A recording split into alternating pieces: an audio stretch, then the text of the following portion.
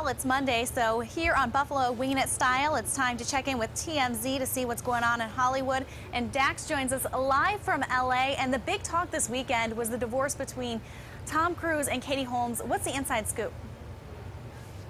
Well, here's the thing, all signs are really pointing towards Scientology being the big breaking point in this relationship, with obviously Suri getting to be about 6 years old, and now would be the point where Scientologists normally will send their children off to learn the way of Scientology, and I think Katie Holmes was very nervous about this.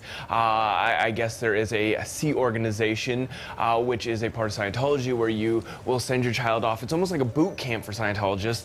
And Katie Holmes definitely did not want this for Suri, and it hit the point where she goes, okay, I got to get out of this relationship, I got to move on, and that is why she's asking for sole physical and legal custody of Suri, and I think she's going to be doing this. She's going to get a little help if she is in New York, because in New York, when you file for this kind of stuff, it's a lot easier to get sole and legal custody. That way she can choose the route of religion for Suri, but it sounds like this might end up being kind of a nasty divorce with little power moves like this. I know Katie was definitely worried that Scientologists were following her every move, because now she would be considered a threat.